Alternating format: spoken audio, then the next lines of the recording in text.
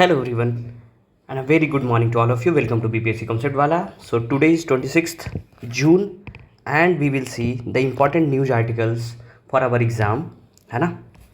तो सबसे पहले हम न्यूज़पेपर देख लेते हैं कि क्या क्या है। तो ये देखिए, ये कीनिया में कियोस हो गया है। किस लिए? कि टैक्स बिल को बढ़ा दिया गया, इसके कारण जो प्रोटेस्टर्स थे वो parliament Awez police fire open fire. उसके बाद ये असांगे हैं, जो क्या कौन है ये ऑस्ट्रेलिया के एक एक्टिविस्ट हैं, है ना। उनको रिलीज़ किया गया 14 साल के बाद, ठीक है। उसके बाद यहाँ देखेंगे कि स्पीकर और डिप्टी स्पीकर के लिए बहुत दिन बाद आफ्टर 26 ईयर्स एक बार कंटेस्ट हो रहा है, चुनाव करवाया जा रहा है, ठीक है। बाकी जो भी इंपॉर्टेंट न्यूज़ है, आज 2-3 इंपॉर्टेंट आर्टिकल्स है जो हम डिस्कस करेंगे। फिर इंफ्रास्ट्रक्चर पे है ना, डिजास्टर मैनेजमेंट पे कैसे हमको क्रिटिकल इंफ्रास्ट्रक्चर पे काम करना चाहिए, वो सब है। तो हम जो स्लाइड लेके आए हैं उसमें सीधा आते हैं। आप लोग न्यूज़पेपर में जो हम पॉइंटेड करके दिखाएंगे वो पढ़ लीजिएगा, ठीक है। So directly be come on the point and will come back again and we will start the analysis from here. So the first thing first, पहला न्यूज़ क्या है कि इंडिया को क्यों जरूरी है बनाना डिजास्टर रेजिलियंस के लिए critical infrastructure in its critical infrastructure. Why India needs to be build disaster resilience in its critical infrastructure.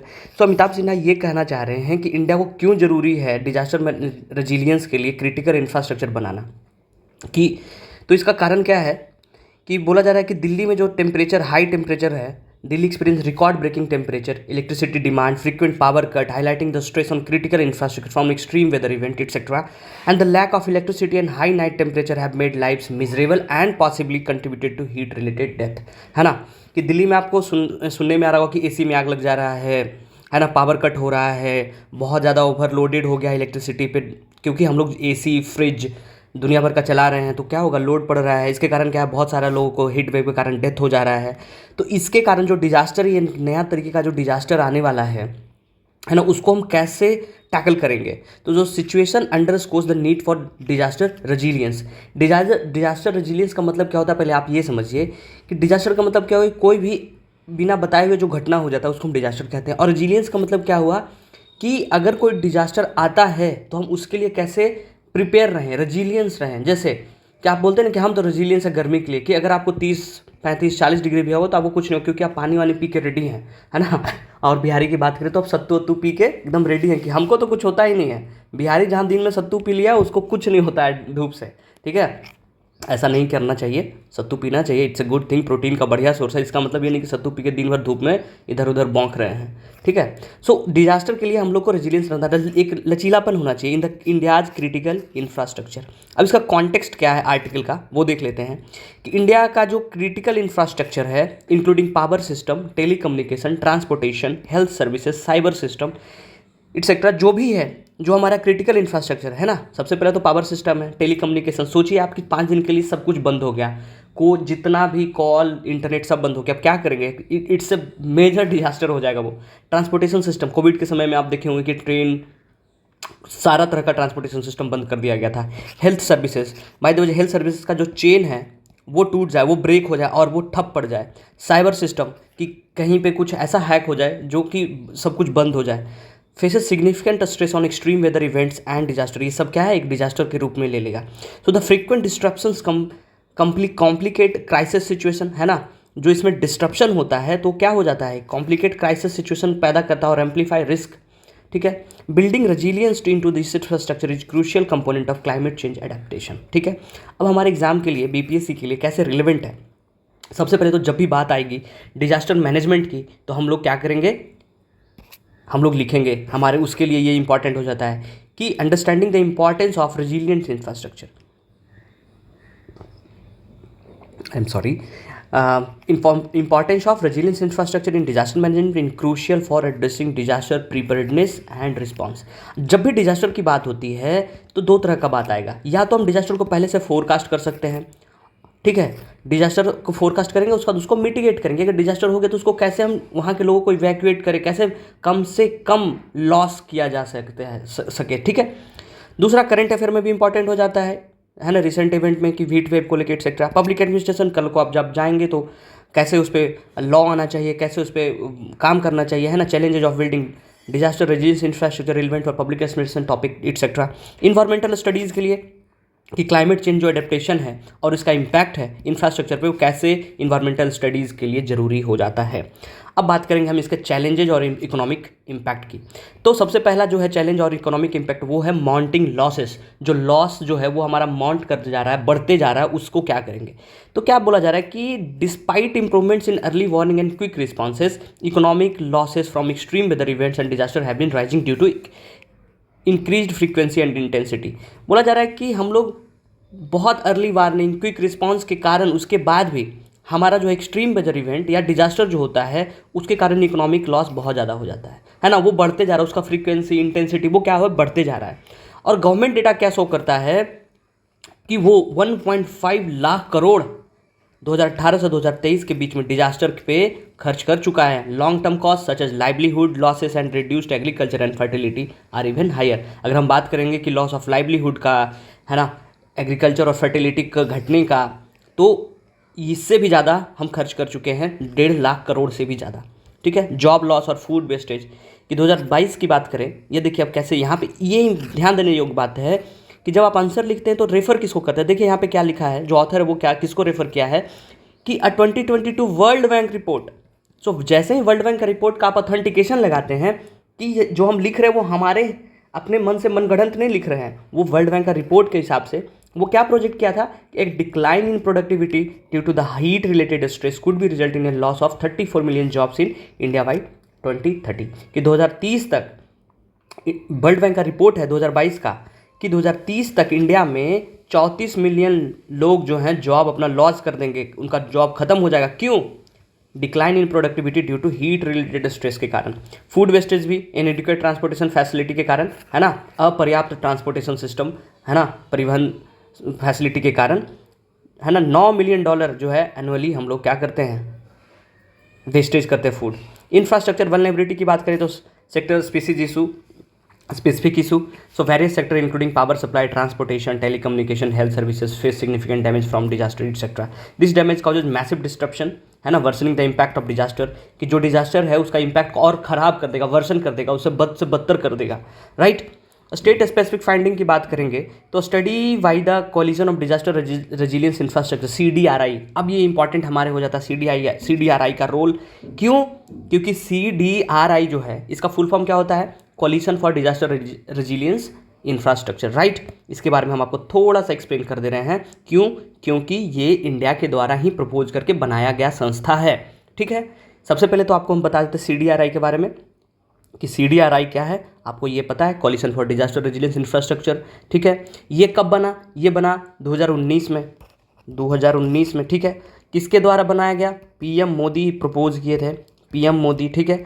Eight कहाँ? 2019 UN क्लाइमेट एक्शन समिट। ठीक है। वहाँ पे मोदी जी ने प्रपोज किया और इसको बनाया गया। ठीक है। Coalition for disaster resilience infrastructure किस लिए बनाया गया था? टू प्रमोट रिसर्च, है ना, and knowledge, research and knowledge sharing in the field of, है ना, क्या, इंफ्रा रिस्क मैनेजमेंट। ठीक है। तो ये हमारे लिए इंपॉर्टेंट, जहाँ भी डिजास्टर की बात आई तो आप CDRI का रोल जरूर कोट करें अपने आंसर में। ठीक है। तो CDRI, उसके बाद इसका हेडक्वार्टर कहाँ है? न्यू दिल्ली में है हेडक्वार्टर। पूछ दिया जा सकता है, आपको लगेगा कहीं बाहर होगा, जेनेवा, न्यूयॉर्क, क्योंकि हम लोग को तो आदत नहीं है ना कि ऐसा कोई बड़ा इंस्टीट्यूट है उसका हेडक्वार्टर हमारे देश में भी हो। सो याद रखिएगा कि CDRI का हेडक्वार्टर न्यू दिल्ली में है। ये बनाया कहाँ गया था? न्यूयॉर्क में बनाया गया था। ये ध्यान रखिएगा, न्यूयॉर्क में बनाया गया था, but headquarter is in new Delhi and proposed by PM Modi at where 2019 UN climate action summit. Right. अब इसका इंटरनेशनल कोलिशन किसके किसके साथ है? जितने भी बहुत सारे देशेस हैं, है ना, more than 30 countries, like 39 members हैं जहाँ तक मुझे याद आ रहा है। ठीक है। उसके बाद UN एजेंसी हैं, मल्टीलेटरल डेवलपमेंट बैंक्स हैं, private sector, academic institution etcetera, सब इसके मेंबर होंगे। तो सोचिए इसका ब्रॉडर, इसका कितना बड़ा ये हो जाता है, स्पान हो जाता है कि इनके पास कितना रिसर्च में भी होंगे, है ना, ये मिटिगेशन में भी होंगे, फोरकास्टिंग में भी होंगे, क्योंकि इनका जो मेंबर है वो सारा कंट्री है, यूएन एजेंसी है, मल्टीलैटरल डेवलपमेंट बैंक्स है, तो फंडिंग का भी इशू नहीं होगा, प्राइवेट सेक्टर्स जितने भी हैं वो हैं, एकेडमिक इंस्टीट्यूशन है जो इस पर रिसर्च एंड वर्क करते हैं एक्सेट्रा। तो ये ध्यान रखिएगा CDRI के बारे में। हाँ, तो हम लोग कहाँ थे, हम लोग यहाँ थे कि स्टेट स्पेसिफिक फाइंडिंग, कि CDRI का जो स्टडी होता है कि Orissa electricity infrastructure found it extremely fragile, है ना, with many distribution sub station and poles susceptible to cyclone damage. में क्या होता है, वो जब साइक्लोन डैमेज की बात आती है, जब साइक्लोन आता है तो उड़ीसा का इलेक्ट्रिसिटी इंफ्रास्ट्रक्चर वो बहुत फ्रेजाइल है, एक्सट्रीमली फ्रेजाइल, मतलब कि वो एकदम नाजुक है, बहुत ज़्यादा नाजुक है। Many distribution sub station and poles, है ना, किसका रिपोर्ट है, CDRI के हिसाब से। Similar vulnerability are like present in other coastal states में भी, है ना, जैसे आंध्रा हो गया, नीचे तमिलनाडु हो गया, ऊपर जाएंगे तो वेस्ट बंगाल हो गया, एटसेट्रा। ठीक है, अब इसका रोल क्या है कि जो आपको अभी बताएं कि 2019 में इसको इस्टेब्लिश किया गया इंडिया के ही द्वारा, है ना, PM के द्वारा, हमारे मोदी जी गए थे। So few Indian state have sought CDRI expertise. Future development और रिकमेंडेशन की बात करेंगे तो बिल्डिंग क्लाइमेट स्मार्ट इंफ्रास्ट्रक्चर, ठीक है, क्लाइमेट स्मार्ट इंफ्रास्ट्रक्चर, क्लाइमेट हो, क्लाइमेट पे इंफ्रास्ट्रक्चर बनाएंगे, बट क्लाइमेट स्मार्ट इंफ्रास्ट्रक्चर बनाने की बात की जा रही है हमारे। ठीक है, तो कहीं आप लिखेंगे कि बिल्डिंग क्लाइमेट इंफ्रास्ट्रक्चर, कहीं पे आप लिख रहे हैं कि बिल्डिंग क्लाइमेट स्मार्ट इंफ्रास्ट्रक्चर, दोनों में बहुत अंतर हो जाता है। आपका थॉट प्रोसेस ही बदल जाएगा। आपकी कि हर चीज़ में जहाँ भी ये स्मार्ट वर्ड यूज कर देंगे तो वो हर कुछ बदल जाता है कि आप ग्रीन इकोनॉमी की ग्रीन बात करेंगे, है ना, इन्वायरमेंटल फ्रेंडली की बात करेंगे, etcetera. So India going infrastructure development provides an opportunity to incorporate disaster resilience from the start, which is more cost effective than retrofitting later, and all upcoming infrastructure project needs to climate smart, sustainable, energy efficient and disaster resilient. International collaboration क्या है कि the initiator of CDRI, India has responsibility to develop resilient infrastructure templates that can withstand with multi-hazard disasters and serve as model for the world, है ना। International collaboration में बात इसलिए थी कि CDRI का जो जेनेसिस हुआ गया, प्रपोज किया गया, वो हमारे देश के द्वारा ही किया गया। तो अगर हम नहीं करेंगे, है ना, हम लोग जो है डेवलप नहीं करेंगे रेजिलियंस इंफ्रास्ट्रक्चर टेम्पलेट्स, तो दैट विथ स्टैंड वो क्या multi-hazard डिजास्टर को सर्व कर पाए और वो एक दुनिया के लिए मॉडल बन पाए, इसलिए इंपॉर्टेंट हो जाता है। बाकी हम कंक्लूड कैसे करेंगे कि recently power crisis in Delhi and similar situation in the other part in India highlighting the urgent need for building disaster resilience in critical infrastructure with the growing frequency and intensity of extreme weather events. It is crucial to incorporate resilience in infrastructure development and from the beginning. India का जो leadership है creating CDRI presents and opportunity to build and showcase the most resilience infrastructure templates globally. तो ये आपको आपके mains के लिए बहुत ही इंपॉर्टेंट टॉपिक है जो कि प्रिपेयर हो गया होगा। इसका नोट्स बना लीजिएगा और इसको रिवीजन करिएगा बार बार। जो कुछ डेटा है, CDRI का इंपॉर्टेंस क्या है, वो कहीं भी कोट कर सकते हैं। ठीक है, अब आते हैं दूसरे पे। दूसरा क्या है कि द फर्टिलिटी मिथ। सो इसमें ये बताया गया कि एक मूवी आई है जिसको हमारे 12 करके एक मूवी आई, जिसमें क्या हुआ कि बैन कर दिया गया, सुप्रीम कोर्ट स्ट्रिक किया रिलीज के लिए कि नहीं, इसको नहीं करना है। कॉल्ड हम दो हमारे 12 ऑफ अस, है ना, directly by Bombay high court take a final decision on June 19। तो इसमें क्या है कि मिथ की बात की गई है और किसकी बात की जाएगी मिथ के बाद, स्टीरियोटाइप, यस, स्टीरियोटाइप, मिथ और स्टीरियोटाइप की बात की जाएगी। तो इसमें ये जो इंपॉर्टेंट क्यों हो जाता है, क्योंकि जो सोसाइटी में आजकल वो बताया जाता है कि मुस्लिम्स के ज़्यादा बच्चे होते हैं, उसके लिए ये लिखा गया है। तो supreme court recently stayed the release in the film Hamare 12 which has faced criticism in reinforcing stereotype about the Muslim community fertility rate, कि मुस्लिम कम्युनिटी का जो फर्टिलिटी रेट है उस पर जो स्टीरियोटाइप री इन्फोर्स किया जाता है और क्रिटिसाइज किया जाता है कि उनके बहुत ज़्यादा बच्चे होते हैं। तो उसी पे एक मूवी आया था हमारे 12, जिसको सुप्रीम कोर्ट क्या स्टे कर दिया है रिलीज के लिए। So the Bombay high court later allowed its release in certain modification. बाद में क्या किया कि बॉम्बे हाई कोर्ट उस पर सर्टेन मॉडिफिकेशन करके रिलीज के लिए अलाउ किया। And the controversy highlights the importance of addressing misconceptions about Muslim fertility rate and focusing on factual data. तो ये कंट्रोवर्सी जो है ये हाईलाइट ये करता है कि कैसे सोसाइटी में मिसकंसेप्शन जो फैला दिया गया है कि मुस्लिम्स के ज़्यादा बच्चे होते हैं और फोकस नहीं किया जाता उनके फैक्चुअल डेटा पे, फेक फैला दिया जाता है। तो वही बताया गया डेटा के हिसाब से कि कैसे हम लोग कन्वर्ज कर रहे हैं। ऐसा कुछ नहीं है कि उनके ज़्यादा बच्चे होते हैं, तो उसी के बारे में है। तो आपको बता ही दिए हम, ठीक है, ये कि कॉन्टेक्स्ट और बैकग्राउंड क्या है आर्टिकल का, कि जो मूवी हमारे 12 हैं वो stereotype of Muslim family have a disproportionately high number of children leading to the fear of rapid population growth and among Muslims surpassing that of Hindu. कि उनके ज़्यादा बच्चे हो जाएंगे तो उनका पॉपुलेशन बढ़ जाएगा, जो कि हिंदू का जो पॉपुलेशन उसको सरपास कर जाएगा और हिंदू को माइनॉरिटी में होना पड़ जाएगा। So this stereotype has been used politically to create division and fear. और ये जो स्टीरियोटाइप है उसको यूज किया जाता है पॉलिटिक्स में डिवीजन मतलब विभाजन करने के लिए, धर्म से, और डर फैलाने के लिए। However data from the national family health survey NFHS and other studies challenge these misconceptions and show a steady decline in fertility rate across all the communities in India। और जो ऑथर वो क्या कह रहे हैं कि NFHS का जो रिपोर्ट है और अदर जो भी रिपोर्ट है वो चैलेंज करता है कि ये जो मिसकंसेप्शन फैलाया जा रहा है सोसाइटी में वो गलत है, और ये दिखा रहा है कि जो फर्टिलिटी रेट है वो ऑल कम्युनिटीज़ में क्या हो रहा है, घट रहा है। सो अगर फर्टिलिटी रेट की बात किया जाए इंडिया का तो वो क्या है, इट डिक्लाइनिंग मोड में चल रहा है, राइट। अब हमारे एग्जाम के लिए क्या जो सोशल इशू इंपॉर्टेंट है, करंट अफेयर, पब्लिक हेल्थ और स्टैटिक्स और डेटा एनालिसिस के भी अगर बात आएंगे जब भी तो वो आप देख सकते हैं, ठीक है। अब बॉडी में देखेंगे fertility rate and data insights. उसके पहले हम आपको बता देते हैं what is myth and stereotype.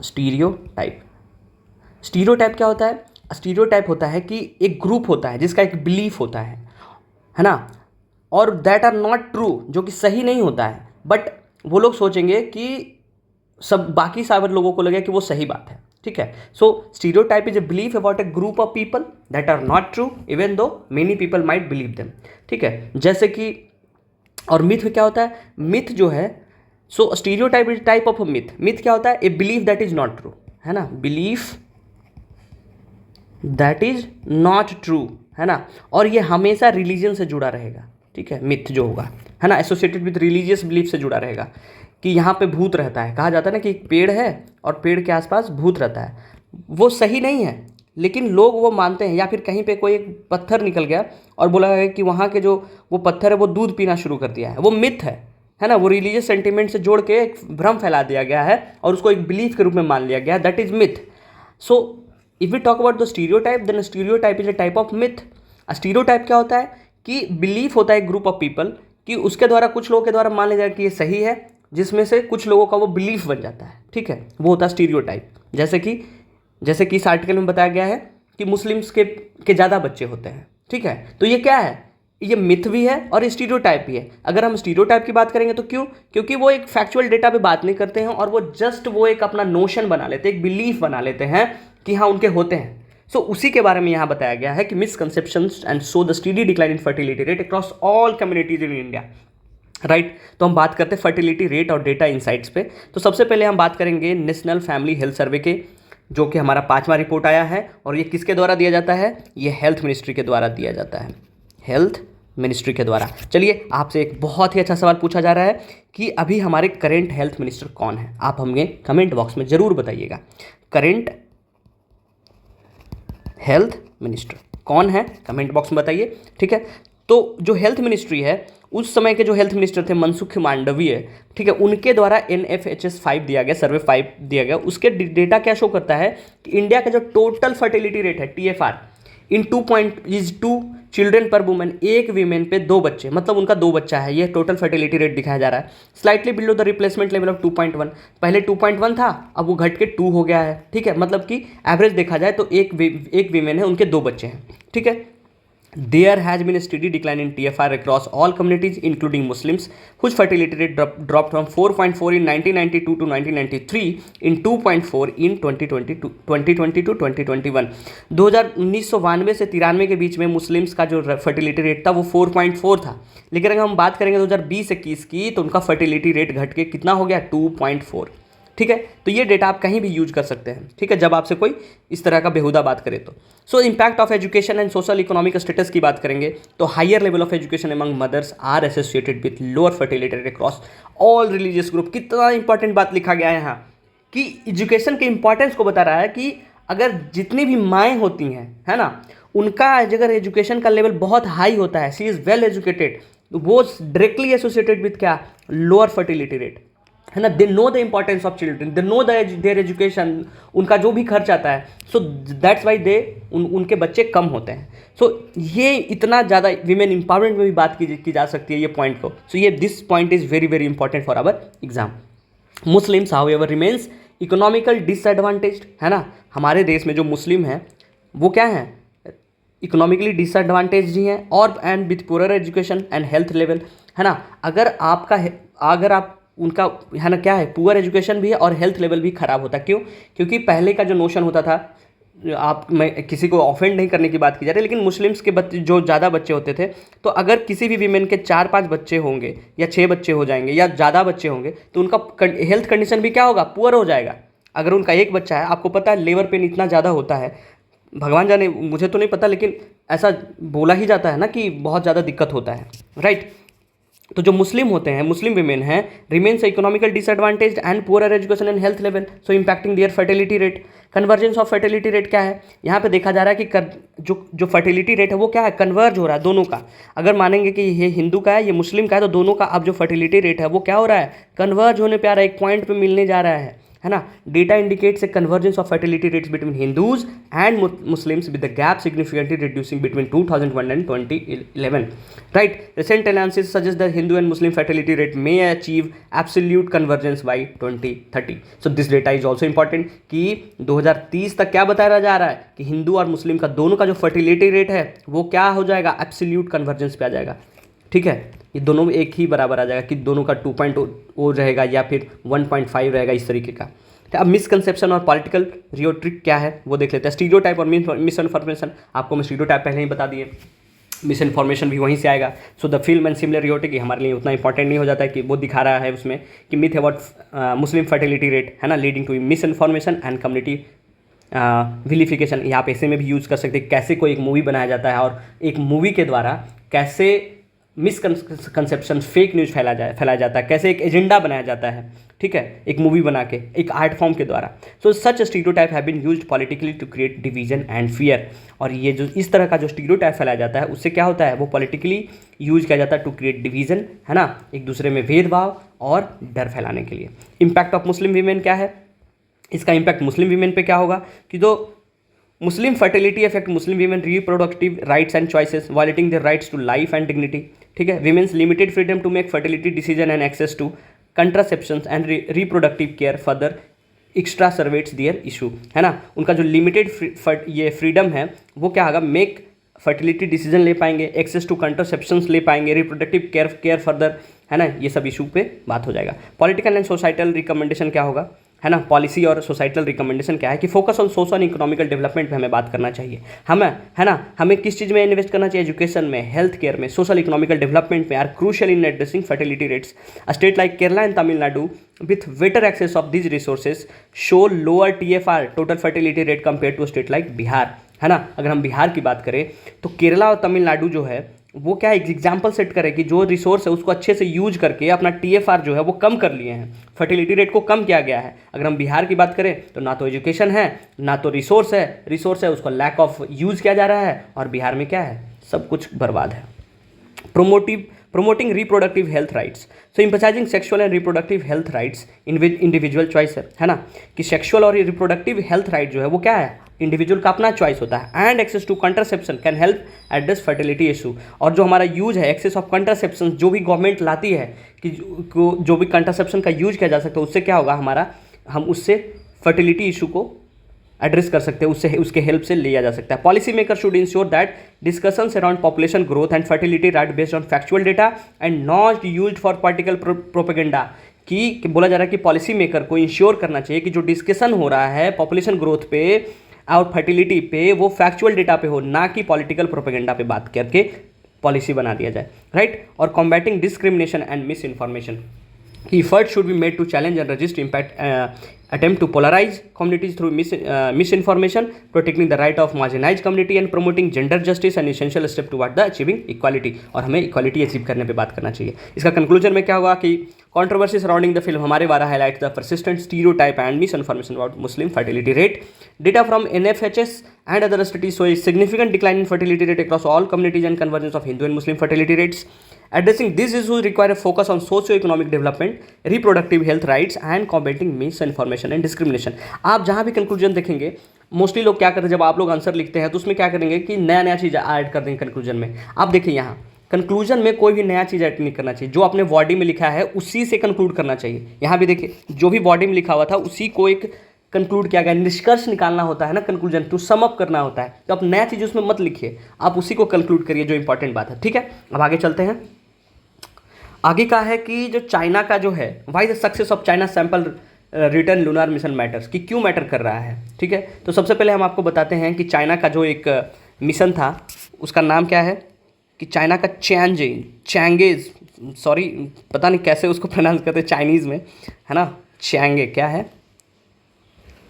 चैंजेज 6, ठीक है, जो भी आप पढ़िएगा, हम चेंज ही पढ़ते हैं, चैंजेज 6, ठीक है। ये क्या है, ये फर्स्ट एयरक्राफ्ट बन गया है to bring back sample from the far side of moon. कहाँ से लाया है, फार साइड ऑफ मून से, ठीक है, पहला, ठीक है, वहाँ जहाँ से लाया उसका जगह का नाम क्या है, साउथ पोल एटकिन, ठीक है, इसको क्या बोलते हैं, SPA बेसिन, राइट। तो ये इंपॉर्टेंट हो जाता है, साउथ पोल एटकिन बेसिन कहाँ से लाया गया है, फार साउथ ऑफ द मून से। इसका नाम क्या है, चैंगेज 6, किसका है, चाइना का है, और ये पहला ये बन गया है एयरक्राफ्ट जो कि मून के फार साइड से लाया है। अब बात होगी कि is this the first time ये spacecraft has brought lunar space of earth, है ना, क्या ये पहला एयरक्राफ्ट है जो मून के सरफेस से लाया है कुछ रॉक मटेरियल या सरफेस मटेरियल, नहीं। हाँ, ये पहला कौन सा है जो फार साइड से लाया है, पहला कौन सा था, 1969 में अगर हम बात करेंगे तो 1969 में US का अपोलो मिशन था, अपोलो 11 मिशन, ठीक है। वो क्या किया था कि 22 kg ऑफ सरफेस लाया था, सरफेस kg मटेरियल, और 50 kg रॉक लाया था, ठीक है। उसके बाद हम बात करेंगे कि 1970s में सोवियत लूना 16 मिशन, ठीक है, वो भी क्या लाया था, वो भी ये सरफेस मटेरियल लेके आया था, बट कहाँ से लाया था, नियर साइड ऑफ मून, जो हम लोग देखते हैं दूर से, नियर साइड ऑफ मून से, ठीक है। लेकिन ये जो चैंजेज 6 है वो far side of the moon से लेके आया, that's why this is the first aircraft to bring back sample from south pole of Aitken basin से, SPA बेसिन से लाया है। उसके बाद इंपॉर्टेंट क्या हो जाता है कि but why are samples return mission significant for in first place, की इंपॉर्टेंट क्यों है, क्यों ये जरूरी हो जाता है, इसको आप लोग खुद से पढ़ लीजिएगा, बहुत अच्छा आसानी में लिखा हुआ है, समझ में आ जाएगा। उसके बाद कि क्या है lunar surface brought by changes reveal, है ना, कि वो क्या हो जाता है, वो देखा गया है कि जो मून का जो है, जो हम लोग जो ये नियर साइड देखते हैं वहाँ का मटेरियल और जो फार साइड है, दोनों के मटेरियल में चेंजेज है। तो उसी के बारे में साइंटिस्ट क्या करेंगे, देखेंगे और वो पता करेंगे कि क्यों ऐसे डिफ्रेंशिएशन है। जैसे आप ही है अर्थ की बात करेंगे तो कहीं ट्रॉपिकल एरिया में जाएंगे तो सरफेस मटेरियल कुछ और मिलेगा, है ना, पोलर एरिया में जाएंगे तो कोई और मिलेगा। अगर कोई इंडिया और अर्थ के बाहर से कोई आए और वो कभी पोल पे आए, वहाँ से कुछ लेके सैंपल जाए, कोई रॉकी मटेरियल लेके जाए, कोई हमारा गैंगेज के एरिया से लेके जाए, तो आप उसको लगेगा ना कि अर्थ ही एक ही अर्थ है, लेकिन हर जगह पे अलग अलग क्यों material, same like as a moon, कि साइंटिस्ट ये समझना चाह रहे हैं कि अलग अलग क्यों है। वो बोला गया कि मून के पोल्स पे भी क्या मिला है, आइस क्रिस्टल्स मिले हैं, है ना, कि आइस मिला है, बर्फ जमा हुआ मिला है। मतलब क्या कि मून का जो पोल्स है, आइस कैन भी क्या कैसे बना, वो वाटर, ऑक्सीजन और हाइड्रोजन से, तो मतलब लाइफ पॉसिबल है ना, रॉकेट प्रोपेलेंट के भी यूज कर सकते हैं। अब इंपॉर्टेंट यहाँ पे क्या है कि क्यों जरूरी हो जाता है, जो एक नया रेस लगा हुआ है कि सब हम मून पे जाएंगे, हम भी जाएंगे, हम फर्स्ट। तो हम फर्स्ट का जो है, तो आपको डेटा बताया जा रहा है कि 2023 में इंडिया, चाइना, जापान, US और रशिया, सोचिए 5 कंट्री का ये मिशन था जो कि लूनर मिशन 2023 में ही 5 कंट्री लॉन्च किया है। और ये बताया जा रहा है यूरोपियन स्पेस एजेंसी के द्वारा कि 2030 होते मतलब आज से 7 साल बाद कम से कम 100+ मिशन किया जाएगा, है ना, बाई गवर्नमेंट और प्राइवेट स्पेस एजेंसी के द्वारा। प्राइवेट स्पेस एजेंसी आपको पता होगा, स्पेस एक्स, है ना, virgin Galactica, blue origin etcetera, ठीक है। तो उसके द्वारा बताया जाए कि 100+ मिशन होगा। क्यों जरूरी है, अब क्यों सब इतना मारामारी किया जा रहा है कि हम जाएंगे, हम भी जाएंगे, हम भी जाएंगे, क्यों? इसलिए यहाँ पे देखिए इंपॉर्टेंट लिखा हुआ है क्या कि unlike the USSR space race in 20th century में जो US और USSR का जो स्पेस रेस लगा था, which aimed for technological and intellectual superiority, today's lunar mission are about exploring way to stay for long on the moon and use its resources in situ, कि वहाँ का जो resource है हम उसको यूज कर पाएंगे, उसको हम लेके आएंगे, है ना। It is expected that the moon can be use in a near future as a launch pad to travel deeper into space and to extra terrestrial body, कि जब हम मून पे कुछ अच्छा पता कर लेंगे तो वहाँ पे हम क्या कर देंगे कि रुकने का हमारा साधन हो जाएगा, कि आप जैसे आपको यहाँ से कहीं दूर जाना है, सपोज केरला जाना है बिहार से, तो आपको डायरेक्ट ट्रेन नहीं मिले तो आप क्या करेंगे, ब्रेक जर्नी ले लेंगे, ठीक है, कि यहाँ से पहले हम कोई बीच का जगह में रुक लेंगे। तो उसे वैसे ही कि जो डीपर साइंस है ना, डीपर इनटू साइंस, स्पेस में डीपर घुसने के लिए और क्या स्पेस में वो पता करने के लिए यहाँ पे एक स्टे होने का एक ये बन सकता है कि मून को हम लॉन्च पैड बना सकते हैं यहाँ से, कि यहाँ से फिर चले जाएंगे। उसके लिए ये सब होड़ लगा हुआ है। वहाँ का जो मटेरियल है इंस्टीट्यूट उसको रिसोर्स के बारे में यूज करने के लिए ये सब होड़ लगा हुआ है। इसको एक बार पढ़ दीजिएगा, बढ़िया आर्टिकल है, साइंस टेक में बहुत इंपॉर्टेंट है। आपको स्पेस के बारे में जो उसको ऊपर से जो आजकल जो सब लोग एक दूसरे में लगे हुए हैं कि मून पे हम क्यों इतना खर्च क्यों किया जा रहा है, वो उसका एक अंडरस्टैंडिंग डेवलप होगा। साइंस टेक का कोई भी सवाल आएगा उसको आप लिख सकते हैं।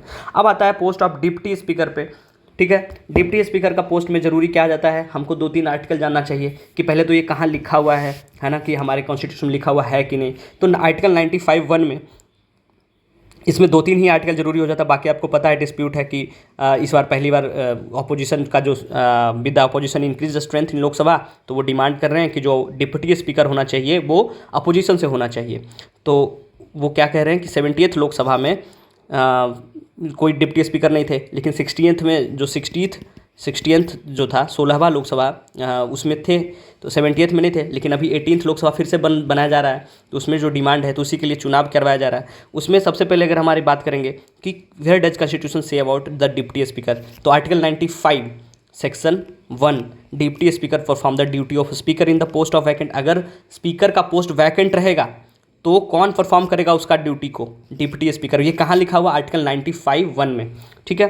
द डिप्टी स्पीकर है the same general power as the speaker when presiding over the house, है ना। डिप्टी स्पीकर का जो सेम जनरल पावर होगा, किसके जैसा, सेम स्पीकर के जैसा जब वो प्रिसाइड करेगा हाउस को। तो all references to the speaker in the rules are deem to be influence the deputy speaker, same वही सब बात है। इंपॉर्टेंट और क्या हो जाता है कि both the speaker and deputy speaker must be appointed as soon as may be. Article 93 state करता है कि आर्टिकल 93 में क्या लिखा हुआ है कि जो स्पीकर और डिप्टी स्पीकर दोनों को अपॉइंटमेंट जो होता है must be appointed as soon as. देखिए कॉन्स्टिट्यूशन में एक एक वर्ड जरूरी है कि वहाँ मस्ट लिखा हुआ है या शुड लिखा हुआ है, शैल लिखा हुआ है या बिल लिखा हुआ है। बस एक शैल और बिल लिखने से ना पूरा मतलब चेंज हो जाता है, ठीक है। और उसी को जो हमारे लॉयर्स हैं, जो हमारा सुप्रीम कोर्ट के जज हैं, वो क्या करते हैं, उसको एनालिसिस करते हैं कि उसका मतलब क्या निकल सकता है, कि इतना ब्रॉडर सेंस में वो जा सकता है और कुछ नहीं है। तो जब भी आप कॉन्स्टिट्यूशन पढ़े, वेयर एक्ट जब भी पढ़े, तो उसके वर्ड पे बहुत ध्यान दें। तो यहाँ क्या देखिए क्या लिखा, वो the speaker and deputy speaker must be appointed as soon as may be. कहाँ लिखा हुआ, आर्टिकल 3 में, the house of the people shall as soon as may be choose 2 member of the house to be respectively speaker and deputy speaker, के house में से ही 2 लोग को चुना जाएगा, स्पीकर और एक को डिप्टी स्पीकर।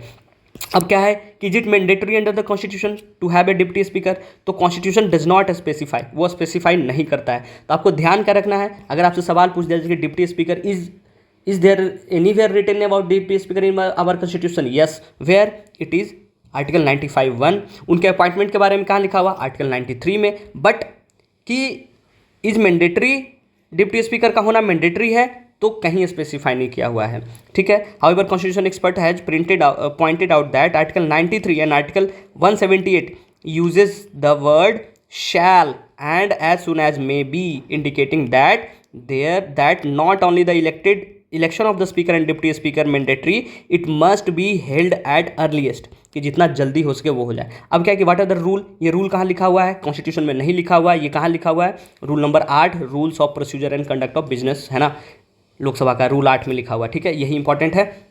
बाकी ये सब लिस्ट दिया गया हुआ है जब से हमारा पहला कॉन्स्टिट्यूशन ये असेंबली बना तब से अभी तक का, कि कौन कौन बने हैं, एक बार खुद से पढ़ लीजिएगा। How often the opposition had the post of deputy speaker, ये लिखा हुआ है, हिस्ट्री का बात किया जा रहा है कि कौन कौन है, नॉलेज के लिए पढ़ लीजिएगा, ठीक है।